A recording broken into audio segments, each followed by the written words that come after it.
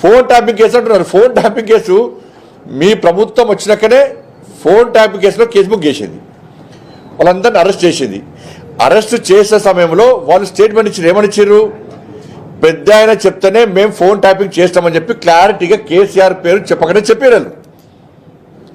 కేసీఆర్కి ఒక్క నోటీస్ ఇవ్వలే, ఒక్క నోటీస్ ఇవ్వలే కేసీఆర్కి ఇంతవరకు. కేసీఆర్ కొడుకు ఒక నోటీస్ ఇవ్వలే, ఒక్క నోటీసు. అరే వాళ్ళ స్టేట్మెంట్ రికార్డ్ చేసిర్రు, ముఖ్యమంత్రి గారే చెప్పారు, కేసీఆర్ పేరు చెప్పారు అని చెప్పినప్పుడు మరి కేసీఆర్ గారికి ఒక్క నోటీస్ ఎందుకు వెళ్ళి ఇంతవరకు? ప్రభాకర్ రావు గారు పారిపోయారు, శ్రవణ్ గారు పారిపోయారు. ఎవరు ఆయన పారిపోయారు? మీ ప్రభుత్వం ఏర్పడగానే మీ చేతిలో మీ కళ్ళ మీద పారిపోయారు కదా. పారిపోయే అవకాశం ఇచ్చింది ఎవరు? కాంగ్రెస్ పార్టీ ప్రభుత్వమే. ప్రభాకర్ రావు గారు కానీ శ్రవణ్కి కానీ పారిపోయే అవకాశం ఇచ్చింది మీ ప్రభుత్వమే. మీ హయాంలోనే పారిపోయారు. మీరు పారిపోయే విధంగా సహకరిస్తారు, మేము పట్టుకురావన్నా? ఈ సిబిఐకి పట్టుకొస్తాం. సిబిఐకి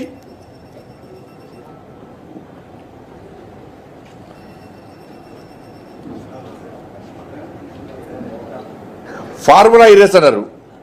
దానిలో ఎంత ఘోరం అంటే దానిలో కేసీఆర్ కొడుకు ఢిల్లీ హైకోర్టు పోయాడు, హైకోర్టు విచారణ చేసుకోవచ్చు అన్నది. సుప్రీంకోర్టు పోయాడు, విచారణ చేసుకోవచ్చు అన్నది. కనీసం నోటీస్ ఇస్తలేరు.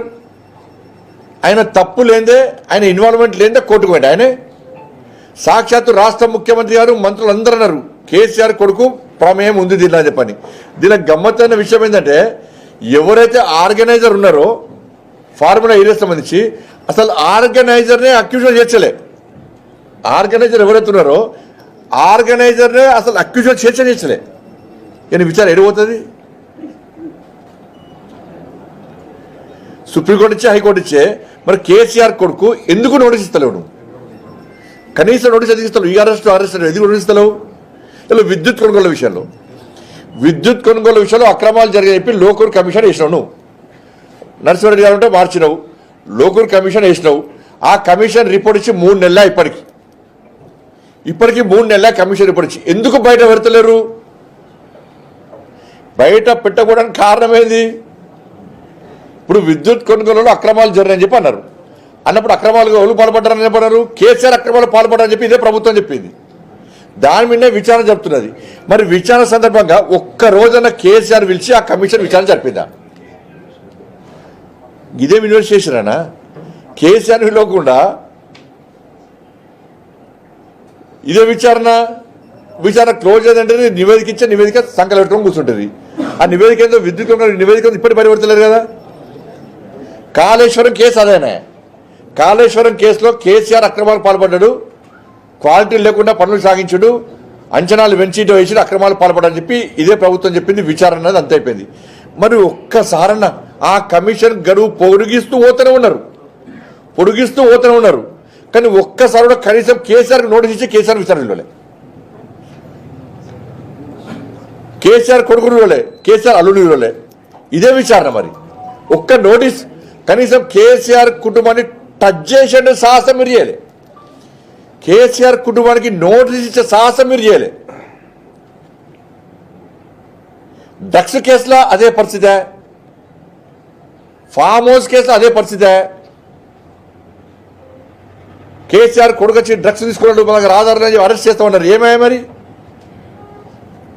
హైడ్రా పేరుతో కూల్స్తున్నాం పేదలు ఇల్లు కూలుస్తున్నారు. జన్వాడ ఫామ్ హౌస్ ఎందుకు కూలుస్తలేవు? ఆ జన్వాడ ఫామ్ హౌస్ విషయంలో కదా రేవంత్ రెడ్డి గారిని జైలు పంపింది ఇదే కేసీఆర్. మరి అదే ఫామ్ హౌస్ హైడ్రాలో ఉందా లేదా? హైడ్రా ఎందుకు కూలుస్తలేదు? గిన్ని కేసులు ఉన్నాయి, ఒక్క నోటీసు కనీసం కేసీఆర్ కుటుంబానికి వెళ్ళే, కేసీఆర్ కుటుంబాన్ని టచ్ చేసే ప్రయత్నం చేయలే. సిబిఐకి ఇవ్వమంటే సిబిఐకి ఇచ్చే ప్రయత్నం చేస్తలేరు. ఇలా నేరుగా వచ్చే అవకాశం లేదు. అయితే రాష్ట్ర ప్రభుత్వం కోరాలి అంటే కోర్టు ఆదేశాలు ఇస్తేనే సిబిఐ విచారణ జరిపే అవకాశాలు ఉన్నాయి. మరి మేమేం చేస్తాము? లిక్కర్ కేసులో ఈడీ సిబిఐ విచారణ జరిపినాక ఏమైంది? కేసీఆర్ బిడ్డ తీసుకెళ్ళి లోపల వేసినామా లేదా? వేసి చూపెట్టామా లేదా? మేము చేస్తాం. కేసీఆర్ కుటుంబంలో అరెస్ట్ చేస్తాం మేము. కానీ మీరు కేసీఆర్ కుటుంబాన్ని టచ్ చేస్తున్నారు, కనీసం నోటీస్ ఇస్తున్నారంటే మీ ఇద్దరి మధ్య లాలూచి ఏంది? చీకటి ఒప్పందాలు ఏంది? బీఆర్ఎస్ పార్టీ తెలంగాణ రాష్ట్రంలో ఎమ్మెల్సీ ఎన్నికల్లో ఎందుకు పోటీ చేస్తలేదు? ఈ కేసులో పరంపర, ఈ కేసులో ఇచ్చిపుచ్చుకునే దూరం కాబట్టి కేసీఆర్ ఇచ్చే ముడుపులు కనబడుతున్నాయి వాళ్ళకి తప్ప ఢిల్లీ నాయకత్వానికి, కాంగ్రెస్ పార్టీ నాయకత్వానికి కేసీఆర్ కేసులో మొత్తం నీరు కాచి పడేసారు. ఎక్కడ కూడా కనీసం కేసీఆర్ ఓడించే ప్రయత్నం చేస్తున్నారు.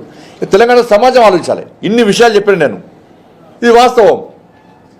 అరే కేసీఆర్ పేరుందంటారు, కేటీఆర్ పేరుందంటారు, హరీష్ రావు పేరుందంటారు, అన్ని పేరు ఉంటారు. ఒక నోటీస్ చేయరు, ఒక కేసు పెట్టారు, ఒక అరెస్ట్ చేయరు. కేంద్రం అంట పట్టుకురావాలన్నట. కేంద్రం నువ్వు ఈ సిబిఐకి ఇవ్వాలి, సిబిఐకి ఇచ్చినాక అప్పుడు విమర్శలు చేయి. నీ చేతుల పని విచారణ చేసేది నువ్వు, అరెస్ట్ చేయాల్సింది నువ్వు, నోటీసు ఇవ్వాల్సింది నువ్వు, విచారణ చేసేది నువ్వు. మీ చేతిలో ఉన్నటువంటి ఈ విషయాన్ని కేంద్రం మీద రుద్దితే ఇది ఎంతవరకు కరెక్ట్?